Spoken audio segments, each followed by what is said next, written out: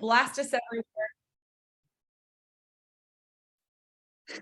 Awesome. Good morning. Good morning. I am super excited to be here today with Parker Stiles. Parker has been a private client of Brett's for several years, and he and his wife, Casey, are also good friends of Brett's. They're in a couple of different groups with Brett and have spent a lot of time together. And also, Casey and Parker are a part of our mastermind. So it was obvious that Brett had recommended that we spend some time getting to know Parker and understanding him. So Parker, I'm super excited that you're here today. Yeah, thanks for having me. Looking forward to going through some Q&A and hopefully providing some value to everybody. Awesome. Awesome. I'd love to start with, you've had a very exciting year. Your family has grown. Tell me about you, Casey, what's going on in your world and what that looks like personally and how that affects your business. Yeah, well, we really don't have there's no wall between personal and business. And, you want to have that separation of a certain amount, between the two things, but it has really blended since we've had our first child, as he's 8 weeks or 9 weeks as of now. So that's been exciting and a whole new, list of hurdles to kind of figure out and navigate through. But yeah, I mean, we both, Casey and I both work together on the business. She, if you're putting a title on it, would kind of be CFO type responsibilities. Me on the CEO side of a couple different businesses, and we've got a great team that's helping us achieve the vision and hit the goals that we want to hit. But we've really been doing this together, hand in hand, for working from home as well. So that also muddies the waters as far as that personal and business separation, because when does the clock stop, kind of thing. So we've read some books, and we've got some insight from people who've been doing this together, husband and wife teams, longer than we have, and I think we've done a really great job so far at navigating that. We're still together, so I guess that says something. And we've got a great, strong relationship, and it's something that we're always staying focused on and can always get better at. So I think that I tell people that I enjoy it more being the husband-wife team, because I have a lot more to talk to her about. I feel like she's a great person to bounce ideas off of, and all that goes along with that. But sometimes we do run into those scenarios where it's like, man, all we are doing is talking about work. Like, we should talk about our 8-week-old for a little bit. Let's blend some stuff Our in. other baby. Yeah, exactly, the other baby. Always getting better at that, and something that you can improve on. So your home team, I'll call it, your family has grown exponentially. You have a beautiful dog and a beautiful baby, and the two of you. I think of, and this is, I don't have a child. However, I have hired the first person in an organization, and I know that just adding one additional human to the business side can be quite the disruptor. So I can only imagine what adding one more human at home is like. Yeah. Add another human at home, and then adopt Brett's "let's throw 1 million people into the business," and then you really have a party. So that's kind of where I was going to go to. What does it look like over on the business side now? What does your structure look like? How many salespeople do you have? What does the ops side look like? Fill me in there. Yeah, so we have really adopted the hiring mentality. I'll kind of back up just a little bit, but business is about 8 or 9 years old. I was always, obviously I wore all the hats in the beginning, was going on the appointments, doing the stuff. I started out as a rehabber. Didn't really want to be a wholesaler. I wanted to be the guy buying from the wholesalers and doing the rehabs, and I wanted the before and after pictures, and then I realized that didn't mean anything. So did that and kind of transitioned into virtual wholesaling. Before that was like a real sexy term, heard it at some mastermind or event like back in maybe 2015, and ended up starting this virtual wholesaling business out of market in Charleston, South Carolina. long story short, that took all my time and money and energy trying to figure that out, running into a, falling on my face over and over again, not being there to be able to do anything myself personally, having to hire. I started it because it was forcing myself to hire and manage and train people because I had to delegate because I wasn't there to do it myself anyway. Had to stop. Go ahead. I want to back up for just a second, because I think a lot of people who are joining us may not know some of those pieces that come as second nature to you. So you started in the industry as someone who bought properties from another investor who was wholesaling it out. You bought it, you fixed it up, and then you want to sell it as a retail property on the MLS for highest possible value. Right. Then you say, wait a minute, I'm doing all of this work and taking all of this risk. Could I make the income as just the wholesaler without doing the additional risk and additional work? And so then you it wasn't really an either or. It was kind of like I wanted both. I wanted to continue rehabbing in Atlanta where I lived. But I thought this virtual wholesaling, flipping houses with your feet in the sand kind of thing, right, was attractive, obviously. So I started that too. I just wasn't able to do both. So when you say virtual wholesale, what do you mean by that? So to break that down, that would basically be, and virtual has really gotten thrown around a lot lately, that term. So for me, virtual meant I was hiring local people in that market, but I was not there. I was not going on appointments. I was not talking to the sellers. And we were doing in-person appointments there, but I was in Georgia. This was in another market, and I was managing from afar. Why didn't you start in your market? Why did you decide to start in a different one? And how did you pick that market? So when I kind of envisioned myself doing this virtual wholesaling thing, it was after I'd already started rehabbing, and I didn't want to trade the two. I was just like, I kind of want to bolt this on. Sounded cool. And how I picked the market was I didn't do near as much research as I probably should have. I literally went to this event. There was a data guy there. There was a direct mail guy there. They have all the different pieces, right? And I was like, all right, well, I'll take you for this and you for that. And I asked the data guy, I said, hey, I want to do this virtual wholesaling thing, and I want to pick a market. I'm in the Southeast. Where should I go? And he came back a couple days later and said, Knoxville, Tennessee, or Charleston, South Carolina would be two good markets based on a couple different factors. Now, he could have just spent 5 minutes looking at some stuff and told me that, or he could have spent a couple days looking at data. It was probably the 5 minutes. But I just said, hey, the beach sounds more fun to visit every now and then, so let's go with Charleston. So that's how the market came up. And, that was our first wholesaling market. And so to, kind of fast forward, that was taking all my time, and I had to stop being a rehabber in Georgia, and focus everything I had on getting that up and running. Took about, we didn't do our first deal for 8 months. Took a while to really get going there. And then after about a year and a half, we had a flowing wholesale business over there, doing a deal or 2 deals a month, call it 18 a year. And I felt like I had a decent team over there. One guy, I was doing dispo, and then I had a lead manager and an acquisitions person. So I guess 2 people. So and then people, boots on the ground, and then you're doing the dispo back home because you obviously don't need to be there for the dispo side. And are you and Casey working together at this point already? She's actually still teaching. She was a school teacher at first grade. And this was just,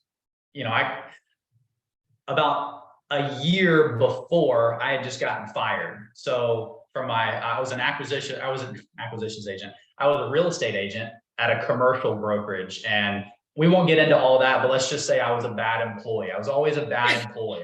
I never did the job unless I had to do the job. So I just finally came to the realization that, like, if I'm not working for myself, I'm going to be a bum. So I gotta go work for myself.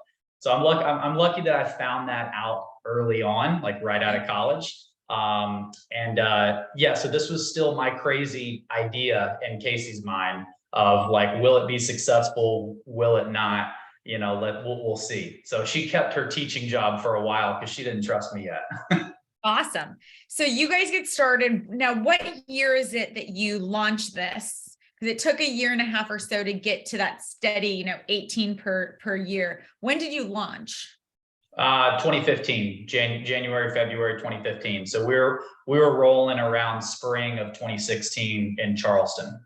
Awesome. And so that was the moment where I said, why am I not doing this in Atlanta too, where I live?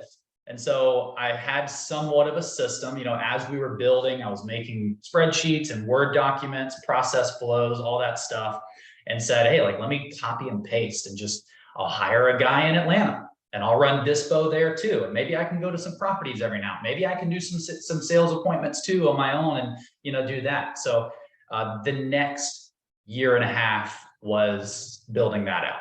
So after about 3 years, call it 2019, I believe we were doing, I don't know, call it 50 to 60 plus or minus deals a year between the two markets.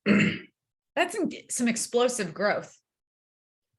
It was for the first 3 years, I think we tripled each year as far as revenue. Wow. So yeah, I mean, and this is answers to additional questions down the line, but all of this goes back to masterminds, coaching, mentorship, books. This is, don't recreate the wheel. I was not the first one to do this. This is not some crazy thing. It's just, I wanted to find people that had what I wanted and achieve. I think the important piece is, tell me if I'm going too far ahead here to a different question. I'm just rolling with it. I think a lot of people go to somebody who has what they want for advice, but the missing piece is they didn't achieve it in the same way that you want to achieve it. And you have to have both those pieces, I think, to really be able to not have to recreate the wheel, not run into as many issues, not fall on your face as much. Find somebody who has what you want, but got it the way that you're planning on getting it too. Not just going to the wealthy guy or going to the guy with a few cars and a nice house and all this stuff and saying, oh yeah, I can see how you could do that. You're gonna have to do this, this, and this. You want to have the person that did it very, very similar to how you're planning on doing it. To your style. That makes a lot of sense. I do think that's a missed component often, because I think we look at the end result and say, we have the same destination, but we don't talk about the same journey to get there. And if your habits, style, and the way you want to build your business aren't in sync, it's just going to be a friction-filled conversation. Right. Yeah. That makes and the third piece to that is, along the way, not just having someone who's made it 10 years ago. You want somebody who's just 1 or 2 steps ahead of you. You can have that big, ideal goal down the road to bounce ideas off of, but you need those incremental mentors along the way that still remember what it was like to be where you are. And they're going to give they're going to give you advice through a different lens that might be much more relatable than the person all the way at the quote unquote top. Well, that's 100% true, especially because their scars aren't quite healed over yet, right? And so their wins and their scars, all of that's very real. And also market conditions and societal culture, all those different pieces. Very so true. Talk to me a little bit about your team as it sits today. So fast forward from, you're doing 18 deals, then it's 50 to 60 deals a year. What markets now are you currently in? Is it still those 2 markets? And what does it look like today? Yeah, so the next 2 years after that was built or was spent scaling Charleston and Atlanta, building better team members, better systems and processes. How do we make more money and do more deals off of the same amount of marketing? And then incrementally we did scale, marketing too. After about that 1.5 to 2 year mark of scaling those 2, we added Columbia, South Carolina. This was back when I was of the assumption that less deals was a leads problem instead of a people problem. So I was like, I need another market because I can't bring any more leads. I'm sending tons of direct mail. I'm doing this, that, and the other, ringless voicemail, PPC, whatever. And we can't seem to get any more leads. I ended up changing that mindset, Brett being someone who did help me change that mindset of getting more people to work the same amount of leads, and we were doing more deals. So before I realized that, though, we bolted on Columbia because that was my answer to get more leads. It's about an hour and a half away from Charleston. It's a good sized market as well. I'm actually glad I did it though, because it's a good cash flow market, and for our long-term note strategy, it's priced. That area is priced to where those are fairly easy to come by. Sure. And the numbers work well for that. So it's definitely our lower priced market, and it's good for cash flow. So And then the last affordable year housing today is the opportunity. So yeah, exactly. makes So the next year and a half, that was maybe 2020, I believe. So it's been a year and a half or so in those three markets, and I don't plan to go to another market anytime soon. Charlotte, North Carolina would be the fourth if we end up doing that, but I have no plans to do that right now. I really want to go deep versus wide, and focus on what we have and continue building the team. So going into the structure, it went from one acquisitions agent in each market to, why do I have a single point of failure in each market? And if one guy goes, then now I'm back in the acquisition seat. So I was like, okay, well, I don't want to do this whole, Brett Tanner, let's hire the world thing. I'm going to get two people. We're going to get two people in each market. So now I've got a 50-50 split, a 50-50 chance there. So did that. And that really was just my way of like dipping my toe in the water, but really just making enough mess for it to be messier, but not really make more money. Not solve any problems. Yeah. Right. Exactly. So I did see, it helped me see the light, because there were deals that the new person was pulling out that the other person couldn't get. The same, they were always there. It was just a different mindset, a different voice, a different perspective. And I saw that, yes, we can close more deals with the same amount of leads with more people. And then about 6-7 months ago, right. Mind blowing, right? So about 8 months ago, I hired our full-time recruiter, went through the training. And that has just been, that's been really noisy. But it's the direction that I've made the decision I wanted to go in. And it was tough because I keep people for a long time. I've had long-term acquisitions agent. The guy that I just made sales manager with the more people we needed a sales manager, he was an acquisitions agent for 5 years. Had another guy for 2.5 years. And then some of the other people are newer, and we've had some turnover with the changes that we've made. But it was good money for, I didn't have to run a bunch of huddles. I didn't have to do all the stuff. There wasn't a ton of people there was less managers, and it was good money. So it's hard for me to get out of my comfort zone again to grow. That was the tough place. So I had to really think about, do I want a business that's going to do about, $1 million a year, and I'm cool in that environment, and 40-50% net, whatever. And just kind of keep living my life and understand that I do have some single points of failure and I might have to jump back in there, but I have a lot more time. Or can I sacrifice the next year, go for a business? And, right now we're going, our goal is the $5 to $6 million range within a 3-year mark. And I still can hire myself out of that. It doesn't mean I have to be working a ton more. It actually means I'm more protected than I was before. But yeah, it's going to be noisy for a little bit. So we're in that noisy stage right now.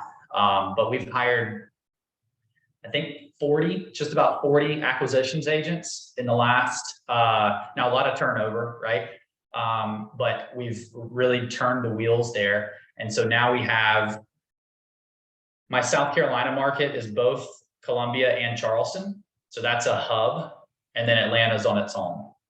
So acquisitions, we have 3 acquisitions agents in Atlanta, and currently 3 juniors with 2 more in training. And then in South Carolina, I have another 3 long-term acquisitions agents with, I'm sorry, 4, with one junior over there. So 5 total. So we kind of have this junior model is how we set it up, to where when people come in, you're a junior. You're on the phones, you're cold calling, you're on Mojo, you're putting in your time, and then you have the ability to graduate when you hit certain checkpoints to get on the acquisitions squad with the sales manager. But before, you're on the junior team with the junior sales manager. You have more checkpoints throughout the day. There's more accountability. You're learning the ropes. You're learning Podio, how to make offers, all the stuff to get up on your feet. And then our goal is within that 60 to 120 days, we're graduating that person to then be on the acquisitions team with the rest of the more seasoned guys. That's some explosive growth. Yeah, it's been loud. And we've added some good people to, we've graduated some good people to our acquisitions team. So obviously that's been a ton of systems building, and really the first 6 months, like the last month and a half has been, now let's put it to work. The first 6 months was just a lot of people coming through and, yeah, that doesn't really work out, and we need better training here. And, we thought it would happen a lot faster than it would here. So we need to, expand this period out, just figuring it out. Sure. As you're growing that out, are your people virtual, or are they coming into an office to do their lead generation each day? So it's all virtual still. Okay. That's another thing that we've been, I think to hit our 5 to 6 number that we're trying to grow to, I think it needs to be in an office. So that's going to be a big change, a big pivot for us. But right now, the way it's set up is everyone is work from home. We have everybody that's in their market or working that market lives in that market. So all of our Atlanta people are in Atlanta. Our Columbia people are in Columbia, and Charleston are in Charleston.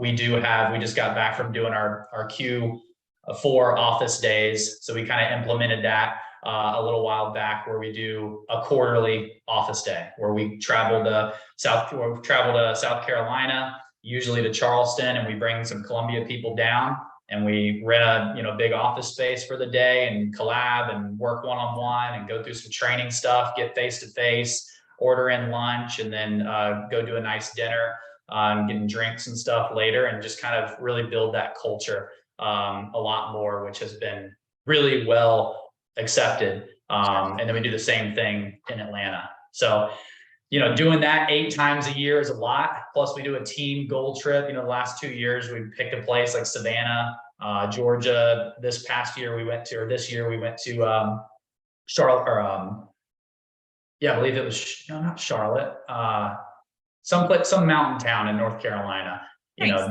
all expenses paid type thing. We did rafting and went to, winery tours and zip lining, and just had a good time, long weekend. And so that Casey and I are really big on culture stuff. It's hard to do. We're not immediately driven to want to do it. We're kind of introverts. We work from home. We're not used to walking into the office and saying hey to everybody. It's just me and her. And so that's, but we understand how important it is. You've got to have that. And I think that's been a reason why we've had people stay with us so long, is because they just enjoy working here. It's interesting that while, several of the guests that we've had on over the past couple of weeks have all had really different business models, and in the office or out of the office, part in the office, part out of the office, part in all different cities like you have. Yet the one key theme, all looking different, but the one key theme is that culture is what really attracts people and has people stick. The same systems and models can exist in multiple different teams, but that culture, that you care about them and the accountability behind their goals, and then to celebrate them all together is definitely the common theme, without question. So exactly. That's awesome. Super cool. So what does the future look like for you? So to get to the 5 to 6 million, which I have no doubt you're going to get to, one of the things you said you may need to look at is going to be an office. What else does the future look like for you and Casey? Is it going to be more hires? Is it going to be, I know you just did sales manager. What does a restructure look like? Or as you're looking in the next 3 years, what happens? So this could totally change, but the way that I see it right now, could be an office in Charleston, South Carolina. We've got a lot of our key players, not all of them, but a good number of them are in Charleston. Not everybody's going to fit that mold. It's not going to work for everybody. Work from home offers a ton of flexibility, but we understand how much more productivity we would get out of people if they're in the office. It's much easier to burn 3-4 hours in the day doing other things that distract you when you're work from home, or you got to go get groceries or pick up the kids from whatever, versus like you're in the office 9 to 5 hour lunch break and a few 15-minute breaks or so. Especially when you're talking about junior agents coming in that they don't really, they need a little bit more accountability. They need a little bit help with their structure and their schedule and stuff. And with all those exterior distractions, when you're outside of an office, it's even, the issues multiplied there, meaning the productivity would be multiplied, once we get in an office. So I see it could being there. I have some key people that are in other areas that I'd love to be able to, move there. I don't know if that's possible, but there'd be multiple managers, there'd be a recruiter. I don't think the recruiter and the junior sales manager is a role that we've put together. That would end up being split out to where there was a sole recruiter and then a junior sales manager, or possibly we create different teams where it's not just juniors together. It's actually like, call it team ABC. Like a pod. And they all are made up of more seasoned agents with some juniors, and there's more collaboration going on there, and the people at the top kind of bringing the people from down low up with them. And that's like the big thing with the office is, say again? More like your background in a commercial team? Yes. Yeah, it would really increase the transfer of knowledge from person to person. We do really good with Voxer. Voxer's a really cool app, walkie-talkie app with groups, and you can text and stuff on it. And we utilize Zoom heavily and all that stuff, but you just can't replace face-to-face sometimes, which is why we've done these office days. But having it be every day, would be a big difference. So I believe that we can get to probably around half that range. I think that we could probably get to the 2.5, 3 million range with the way that we're built now. Once we really can iron out this recruiting process, I think that's going to be a game changer. And we've started to see a little bit of the fruits from that. So. Well, congratulations. I'm very excited to continue to watch your explosive growth. I'd like to talk a little bit, if it's okay, about you and Casey. Sure. I've had the opportunity to observe the two of you together. It makes total sense, the roles that you're in, that you're the CEO really running the growth of the business, and that she very much is the watcher of all things money. Yeah, makes a she ton loves of that. sense too. As I hear your interactions, or even hear y'all talk about, we met with our tax attorney, here were the questions they asked and the questions she drives in the mastermind. It's very obvious where your two passion points are. So you got pretty lucky in not having the same passions and traits that you loved. How does that work though, as far as if you were giving advice to anyone else who's in a husband and wife partnership, or really kind of any partnership, what are 2 or 3 things that really make that work well for y'all? Aside staying in our own lanes is huge. Usually, well, I guess the analogy rings true. There's conflict when we get in each other's lanes. So it kind of that adds up there. But that's the biggest thing, is really being clearly defined of what she wants to focus on and what she's passionate about, and what are, how that aligns with certain skills.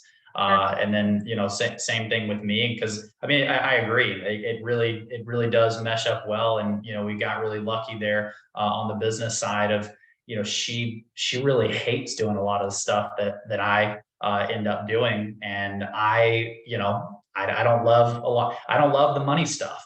I don't like paying the bills. I don't like seeing the money go out. I got to look at the P&L. So I got to do it once a month, but like, I don't like paying all the bills because it gives me this like irky feeling. Sure. So it helps me, it takes me out of that growth mindset when I'm having to pay all the bills, even though I'm still paying them.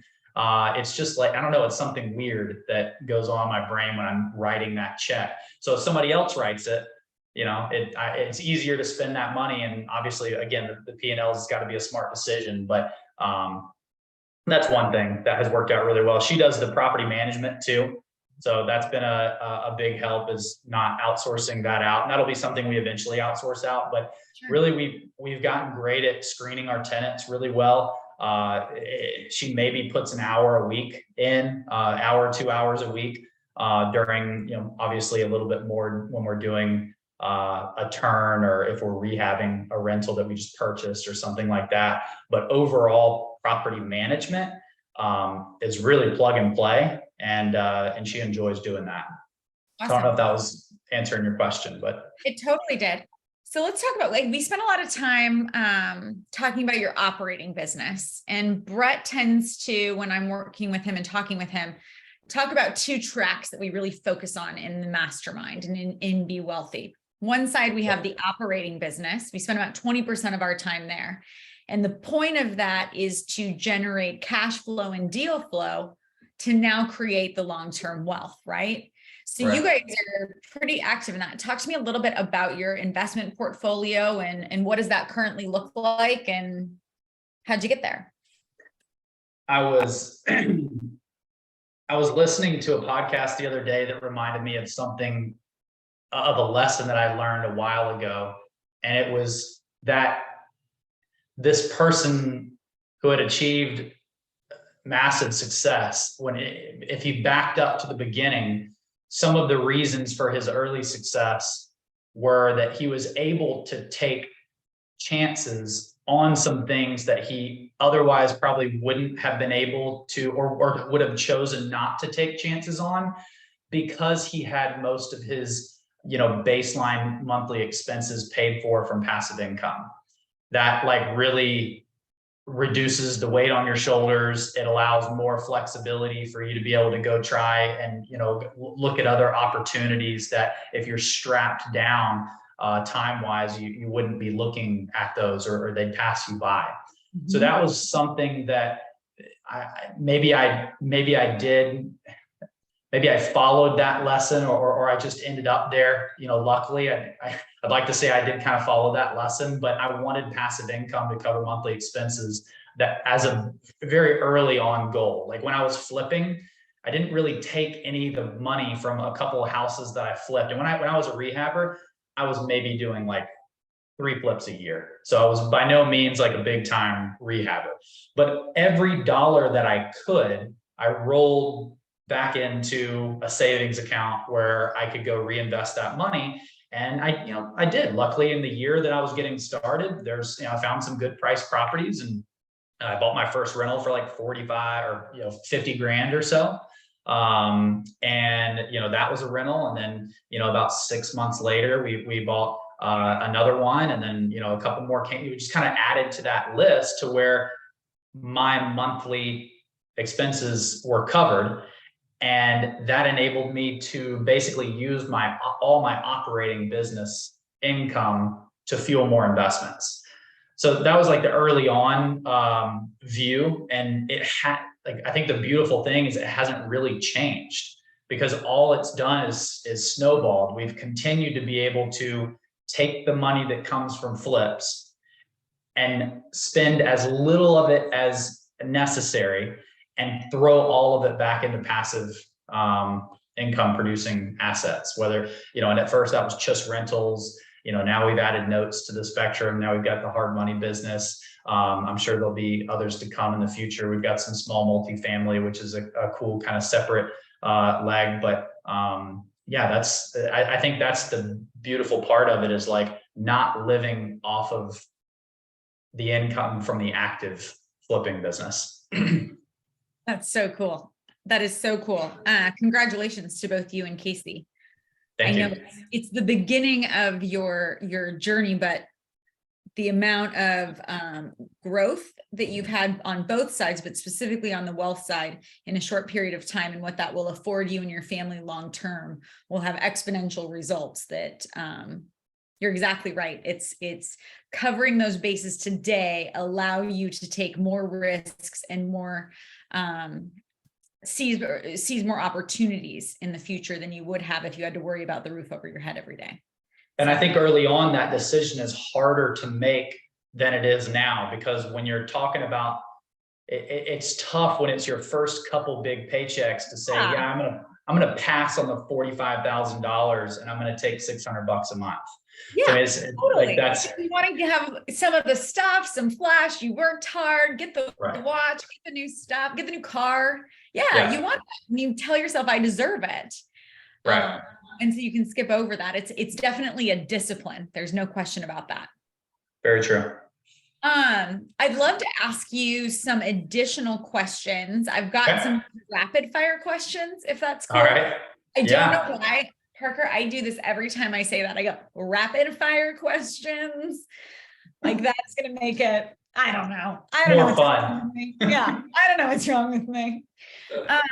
So obviously you've completely crushed it on all of the, both personally, professionally, and in your wealth journey. What are 3 key things that you'd say contributed most to that success? I mean, the easy first answer is masterminds and coaching. You can't ignore that. That's a hard decision. That's a hard check to write, and especially in the early beginning. And I've got a coaching client now that he was doing the same thing. He was contemplating a mastermind, and he's like, man, 25 grand here or 25 grand in direct mail. Like, what do it's kind of hard to make that decision. Sure. Expense versus investment, kind of mentality. But my response was, with the 20, you're still going to spend the 25K on the marketing. Like, you're going to find the money to spend that on the marketing. It's not really like tit for tat. So if you spend the 25 here on the education, you're going to be able to pull more money out of what comes from call it the leads that comes from the 25K in marketing that you spend, because you're going to level up your knowledge there. So your return on investment, is going to come from the marketing dollars that you spend. It's hard for people to tie the ROI back to the education, but if they focus on the specific business that they're learning and building, those pillars around, and kind of look at it that way. So that's one big thing. Well, to that point, real quickly, it's a little different though. You and Casey don't just like, hey, we're going to sign up for this mastermind. It's going to be fun. We get to travel a little and we'll see some friends and socialize while we're there. Well, all of those are added benefits. I've seen you guys now in multiple different groups, not just our group, different groups. And you guys are playing all out. I mean, the body posture you have right now, where you're doing your pace thing, where you do this thing and you stand with your arms crossed. You do that in the back of every single room, asking questions and just basically jumping over the top of everyone to get every possible ounce and thread of information you can get to then go take it home and monetize it. So you come into events very different than most. And I think that's really important to say to anyone who's considering writing a $25,000 check. It's a true investment. It's not just get out of town. It's a true investment in what you're doing. You definitely are wringing out every possible dollar. And you know, when you start making more money, you got to remind yourself of that check that you're writing. Like, you know, I before one of the last events, I was just like, all right, I'm going to spend, you know, I'm spending X amount to be, you know, travel, you know, airfare, whatever, Ubers, food, nice dinners, you know, and then the event itself. It's like, Yep. okay, well, this, you know, look at that number. This is what you're spending to be there. And you know, that becomes easier to spend as you grow and build your business. But like when you look at the number in front of you, you're like, all right, I gotta bring home at least 3 times more than that in value. So it helps you do that. Obviously, whenever I see Seth get in the back of the room and he's like sweating and really paying it, you know, I vibe off Seth for that and piggyback off of his energy there. He always asks the best questions. Yeah, he does. I'll tell you a funny story just as a side note. So about a year or so ago, when we did still have the separate rooms for the wholesale and investment guys versus the retail real estate, and now we spend a lot of the time together. I had not had the opportunity about 3 or 4 years ago to spend as much time with y'all on the wholesale side. I'd spent most of my career with the retail agents. Mhm. And so I came into the first event and you guys just standing in the back of the room, screaming at Brett, Brett's screaming at you.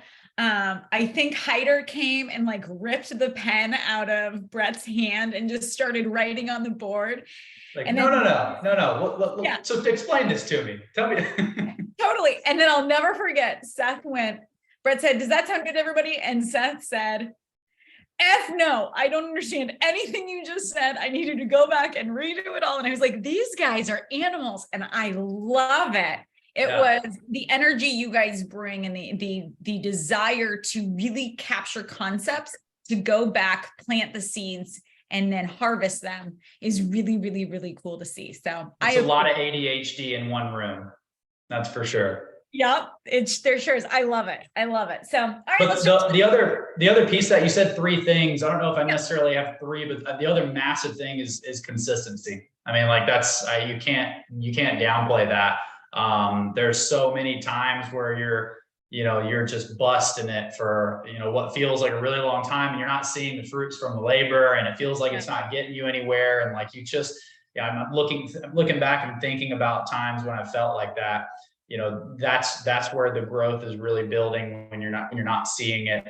And you have to come out the other side of that to really be able to receive that. But a big piece is making sure you're working in the right direction. So it plays back into the mastermind, back into somebody that you can be one-on-one with, that knows a little bit more the ins and outs of your business, because you can totally be working hard and barking up the wrong tree. And going in the wrong direction. Yeah, that's exactly what I was going to ask. Because that consistency, what do you tell yourself when you're halfway through the tunnel and you don't see the light? You're doing the consistency. And then my second question was going to be, how do you know you're going in the right direction? Which you answered. What do you tell yourself though? How do you convince yourself that you have to keep the consistency moving in the right direction once you've verified it's the right direction? I don't really tell. I mean, it's at least in the beginning, it was less of telling myself something and more of like letting other people tell me, why I should keep going. It was podcasts and books and audiobooks and personal development and just kind of like building. You have to, like, that's a muscle. Yeah. Being able to do that and push through those times is a muscle that gets weak if you don't use it or if you don't build it.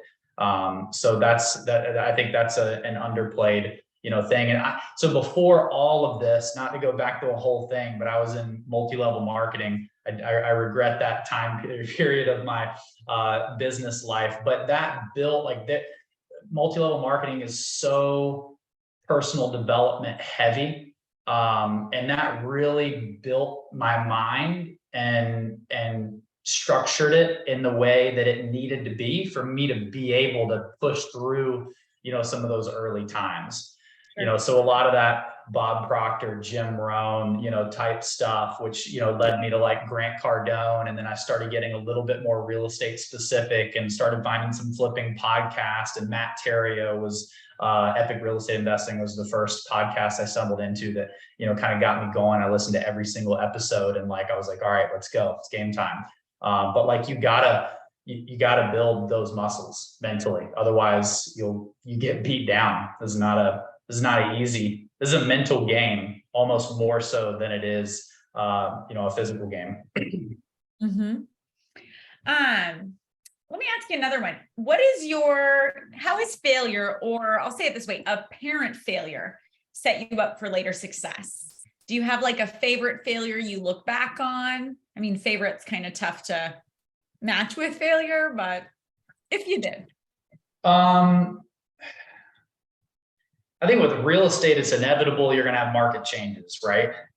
And market changes are going to throw your business for a loop. We get comfortable, deals are coming in and they're closing and we've got it figured out. And then all of a sudden interest rates go up an ungodly amount, right? So that's one, that's one thing, but we've had other, market changes like that in the past 8 years where it's just kind of changed things, and, hedge funds and competition from iBuyers and like all these different things to where you do have to, you've got to mold marketing, the extra competition from the iBuyers and everything, and the amount of direct mail they were spending, that all of a sudden direct mail is not a 3-4x return anymore. You're spending 20 grand a month on direct mail across a few markets. And, next thing you know, you're a quarter in, you spent 60K and you did a deal for 30 grand. That was it. And it's like, what happened? We should have made, 200K plus on that, based on historic trends. Sure. So you got to go in and it makes you, I guess the second part to your question is, it made me look into those processes, break them down into all the individual components, and look at them with a magnifying glass and say, like, why is this not working as well as it should? When things are working, you're burning way more money than you need to be. Like when the money's flowing in, you're not really looking at that stuff. There's probably some holes in the system, there's some holes in the boats, but you're still driving strong, and it's not really that noticeable until the boat slows down and then it starts sinking. So you gotta break that stuff down and look at it. And it's not fun. It's not a comfortable season to be in, but every season like that we've gone through and had to do that, you come out stronger with a better business on the other side that's just built stronger. So yeah, that's exactly right. It's the pivot and pivoting early enough that you're right. The boat's not coming to the complete stop. Yeah. What advice would you give a brand new agent or investor about the real world in the wholesale world? So maybe they're currently a retail agent considering the wholesale side, or maybe they're just a brand new investor or wholesaler. What advice would you give to them? Going back to, I kind of like the Grant Cardone 10X rule aspect. It was like, it's gonna take 10 times longer, 10 times more money, and 10 times more effort than you probably think it's going to right now. So I know for me, it was, I thought I was going to do a deal a whole lot sooner than it took for me, those first 8 months. And that was a hard season to, kind of push through when you're sitting on the floor, handwriting the yellow letters, doing all the stuff, talking to everybody who doesn't want to sell you their house, and just going back to the basic stuff there. But I think it's a good principle to adopt. It's like this is not a side gig. This is not like a side hustle. This is not something that you can really. People can do it part-time, but like you can't go into it with a part-time mindset or mentality. So that would probably be the big thing that comes to mind initially. It's just like, be ready for it. Like if you have a comfortable plan B, you're not gonna make it.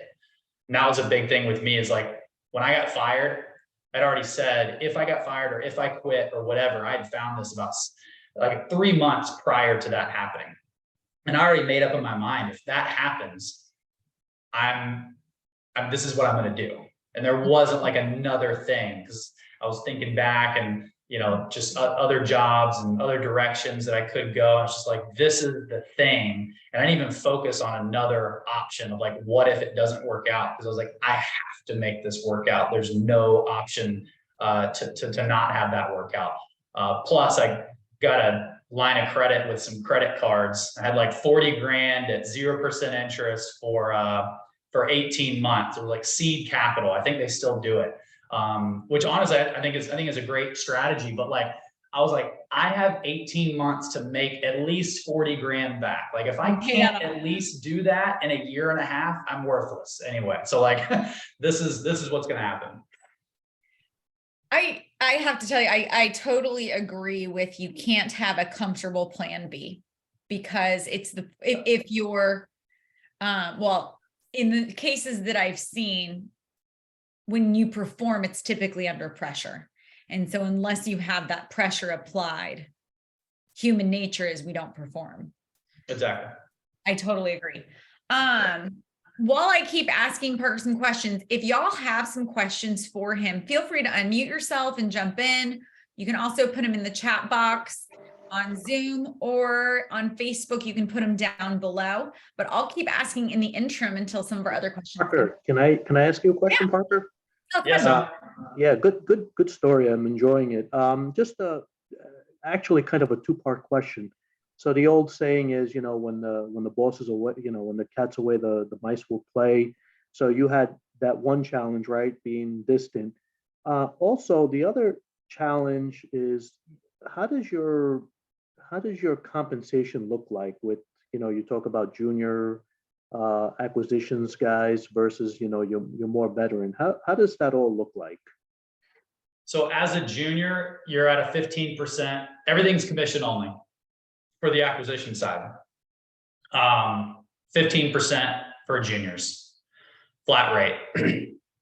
Once you graduate, you go to 12 to 17. So there's a 5% spread there. And the monthly is $40,000 to hit your bonus. So if you bring in $40,000 plus of revenue in a in a calendar month, you hit your 5% bonus. So you make 17%. You get 12 right when the deal pays out. Then you get 17 if you hit that. Then there's senior acquisitions agents. You become a senior when you have closed 500K in gross revenue. So that usually happens sometime in the first 2 years, year and a half, 2 years. I just had somebody who hit it like in his 13th month. That's just crushing it, and it is in this calendar year, we'll probably do about 600K in gross rev for one acquisitions agent, which is the best that we've tied with the best that we've ever had before. They're 15 to 20. So your minimum of 12 goes to 15 base, and then your top end goes to 20%. So but the amount goes to $50,000 instead of $40,000. And the last thing that I forgot to mention is you can catch up in a quarter. So if you're a regular acquisitions agent, you don't do, let's say you do 30 grand in January, but you do 50 in February and 60 in March. You hit 120 in a quarter. So we'll catch up your bonus for that month that you didn't hit your bonus on. So it gives them an opportunity to have a big month at the end of the quarter and make the full bonus rev off of everything.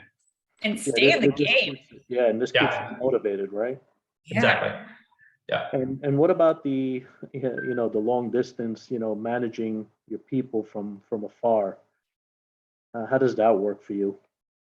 Utilizing Zoom a lot with the juniors. I have a junior sales manager. So there's Monday through Friday morning huddles. We do a weekly, we call it Bring Your Deals, stole it from Brett and Caitlin, or a form of that. And basically that's the juniors and the acquisitions team. So we used to do just with juniors, and now we're bringing in the acquisitions team too. So everybody's kind of coming together, and that was to help reduce the, hey, check my ARV question that we would get like 8,000 times a week. And so it's like, listen, if you're asking a manager to check your ARV, whether you have deals or not that you need help with, be on the call. So we want everybody on that call watching a manager break down the ARV and is the deal a deal or not. Again, trying to capture some of that better transfer of information that you see in an office, but getting it in a virtual environment. So daily huddles, Zooms with those type meetings. We have a KPI galore, sheets where they're tracking all the stuff. And in the morning, you're going and you're reading your numbers. So you're holding yourself accountable to those numbers because you have to read it out. We do something called an effort metric, which is a combination. Let's say we're tracking outbound calls from yesterday, offers made, signed contracts, Mojo dial time, contacts, all that stuff. They all have a point value. And so when those get logged by our virtual assistant, and they go over them the next morning, the acquisitions agent, all of those equate to what we call the effort metric. And we have a scale of what you have to hit. Like we need at least a 30 effort metric. If you didn't hit a 30, like what'd you do yesterday kind of thing. And so if they hit 30 or above, their cell is green. If they hit 29 or under, their cell is red. So they had a red effort metric. And we just pushed that the last like 4 months. And it's crazy how people fight to be in the green. Like they hate that cell to be red. And it all goes down to like, what does that formula look like for what we want to see somebody being productive through a day, and kind of playing with the math there. So that's one thing. We find that daily visual scoreboard is just red, green, yellow. It is one of the biggest motivators, second only to the money. Definitely. So, that's awesome. Yeah. That's a huge piece of your culture, without question, in the way that you tie them all together. So even though it is virtual, having that piece that ties everyone together is huge. So also one-on-ones, Sal, that's a big piece. The junior manager does one-on-ones once a week with every single junior agent. And then the sales manager has one-on-ones with each acquisitions agent. And that involves them filling out a scorecard of like their recent win, recent loss, a challenge. And then we have up to 5 deal spots. So they'll put in the deal address. And there's like, hey, where's your next deal? Out of the next 5 or out of these 5 properties, where's your next deal? And the sales manager will kind of go through those properties and kind of fine tune it and see if the sales manager can find, hey, I think you should raise your price here, or I think you should, hold your guns here, or I think you should deal with this rebuttal this way. And then they have an action plan afterwards, something to stick to for next week. So this is how you mentioned at the beginning that you keep your guys for quite a bit of time. Is this the way you've always done it to keep these people on for a long time? And at what point do you say, hey, you know what, we're not a good fit, I'm going to have to let you go? It's definitely not the way that I've always done it. We've had a lot of improvements in the last 12 months. But if you were to ask me that this time last year, I'd probably say the same thing. And if you asked me this time the year before that, I'd probably give you the same answer. Like that's just, when you're in the first 10 years of business, in my opinion, like you're changing a lot, especially if you're going to masterminds and hearing other people and seeing other ways or better ways to do it. It's a gray, my wife would say it's a very gray line of not changing too much to where you're disrupting and improving, the business. You want to make sure you're not jumping the gun and doing things too quickly to where you're just pissing everybody off because you're changing something every other week, versus doing something that really needs to be done. So I run it through her. I wait a couple weeks. I think about it. I talk to my manager now. I talk to my operations manager. I talk to my junior sales manager. So I'm running it through different people now and getting ideas on how maybe it should be tweaked or timing of that implementation, stuff like that. If it's just you, just give yourself a couple weeks to think about it, because you may see it in another light. Sorry, I may have forgotten the initial question, but no, that's good stuff, Parker. Thank you. That's very insightful. I appreciate it. Not a problem. Perfect. Well, Parker, thank you so much for our time together. You, as always, are a wealth of information and lots of fun to talk to. So I personally appreciate it an absolute ton. if you guys have questions for Parker or need any follow-up, you can definitely book a call with us. We'll go ahead and get that information for you. Or if you have questions about Be Wealthy in general, we're more than happy to help you there as well. We put the link in the chat box as well as down below. I think it's going to be below on Facebook. It's somewhere here on Facebook. So with that, sorry, Parker, go ahead. I'm going to leave everybody with just two books that I thought I would shout out there that have been insightful for me. One of them was a recommendation from Brett, which is The Psychology of Money. That was one of my favorite books. You know, really breaking down how we think about money and the actions that come from those thoughts and kind of ways to break the norms, so to speak, that may be driving us in the wrong direction. The way we're thinking about finances and money. The other thing, just getting outside of your comfort zone, was it Jesse Itzler, Living with a Seal. I thought was a really good audio book, especially because Jesse reads it out loud and you know, puts some passion into it. And that was just really cool as far as, you know, if you're comfortable, like, get off your ass and go do something that shakes it up, because, you know, growth stems from that place, whether it's business growth, finance, personal, et cetera. So leave you with that. Those are awesome. Thank you so much, Parker. I really appreciate What was the second one, Parker? What was the second one? Living with a Seal, Jesse Itzler. Living. Yeah, All Caitlin, right. thanks for having me. Yeah, for Thank sure. you. I will see you next week and send my best to Casey. Sounds good. Looking forward to it. See y'all. All right. See ya.